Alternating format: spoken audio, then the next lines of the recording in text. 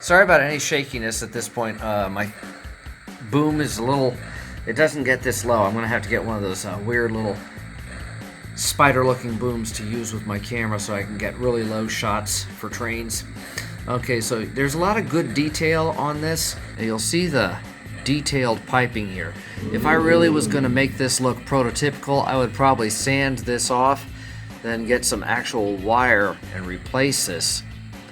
It's the kind of thing where if you replace all these molded in details by sanding this down, then actually putting piping on and actually repainting, it would look a lot better.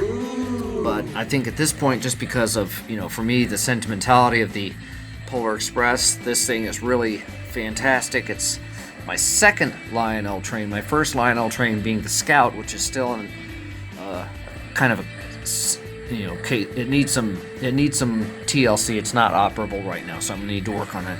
So let's take a look inside. We've got some fairly good, I should have brought out my lighting for this. We've got some fairly good detail on the inside here. The whole boiler on the inside, that's some good detail on there. Molded detail, but fairly good. Notice the rows of rivets on here. This is a really nice model. Polar Express tender with, of course, the gold stamped Polar Express on it. Notice the details on, of course, the tender.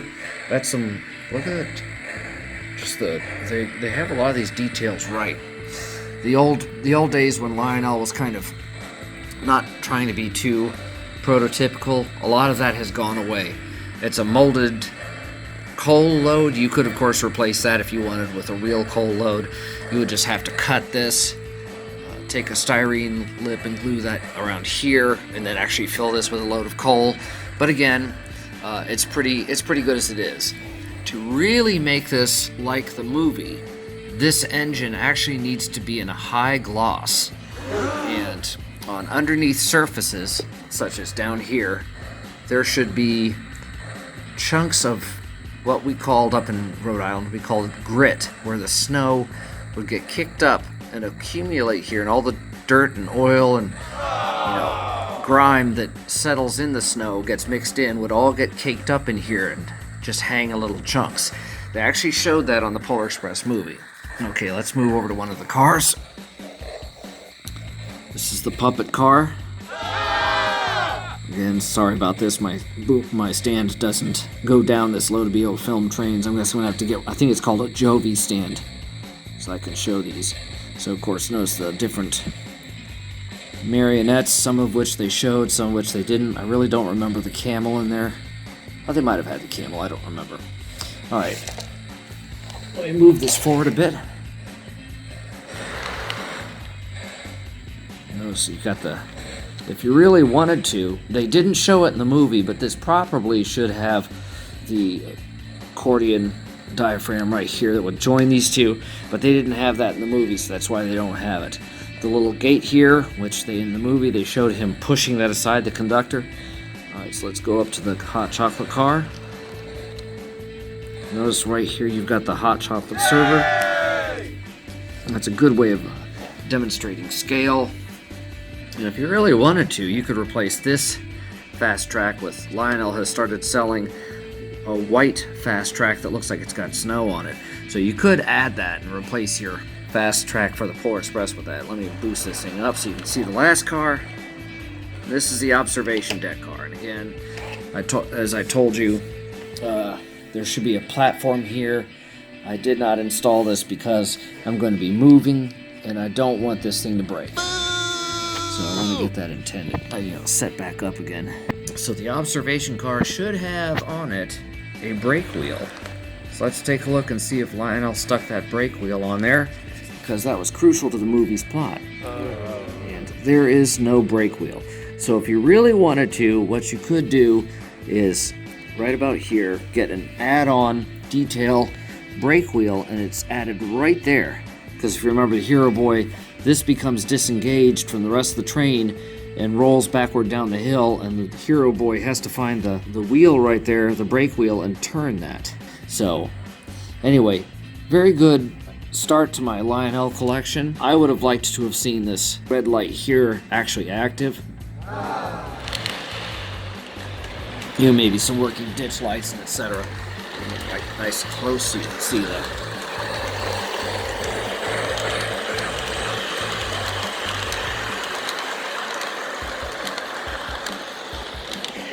And of course the 036 Fast Track. So anyway, here we go. That's the Polar Express, my review of it. One last thing. I was very happy with this. This ran so much better than any of my HO scale or even my N scale, and I was very happy with my N scale. I thought it worked a lot better than my HO. Releasable couplers. If you have you know, an uncoupling magnet on your Lionel, and you don't even have to do that yourself. So much of the stuff you had to do yourself, HO or N scale, Lionel does it all for you. You just buy the one piece that's set up that way. These tends to be in a case of almost permanent uncouple, so you have to learn how to work the couplers with these little, getting these pushed in. Then there's a wheel underneath, you push that forward, and the lock is actually right here, this little piece of plastic right there. Pushing that up locks these. So if you get your Lionel Polar Express and you're finding you're having a problem with keeping these all coupled in, that's your fix. Push these together, push that piece of plastic there up, and they actually recommend in some cases the little wheel under there, you see those little wheels, they say you may have to bend those up just to make those work. So Lionel's aware of it. It's an easy fix, and it's so easy that they're getting you into the concept of I'm going to be working with my trains, and this is quite an investment. I mean, this is actually the track I'm going to be using as I go through. I might, depending on space, expand this to an 048, but if you look at the radius of my track, you'll see that's kind of a big semicircle, but that's not too much. You want to have this width again on the outside of your bench work, so that means the end of my turnarounds, because I'm going to have, it's going to be loop to loop. The end of my turnaround is going to be that much again out to about here, and that'll cut off around there. So some things to consider. I might actually boost this up to 048 or so, but here's the footprints I was talking about. As you can see, very good train, worth the money. I was able to buy it on sale for $300. Fantastic train engine, and I'm looking forward to my Santa Fe Super Chief showing up in a little while. I tend to prefer having steam engines to diesel, but the FT is the one thing that I saw growing up. I really wanted that train and I never got it. Today I'm getting it, so that's going to be a great emotional sequence for me. So there you go. Polar Express, very good train. $300, normally figure about $415. Expensive, not for small children, but if you're but it says right in the manual, Lionel trains are intended for children of the age of 14 or older. So there you go. Although I know most of you doing this are going to be close to my age, so 40s or 50s is where most people get into the train hobby. This is a good one to start with because you can use it for holidays. If you want, you can also use it year-round on your train layout. I don't know, I'm kind of caught between wanting to use this one all the time because I love the Berkshire, although I'd rather have a 484, but unfortunately Lionel's 484 will not run on anything under a 72-inch radius, which is about twice what I've got here. Alright, this is the first video on my Lionel Trainworks, and I hope you enjoy it. Remember, hit like, subscribe, comment, it helps us out, and keep watching the videos.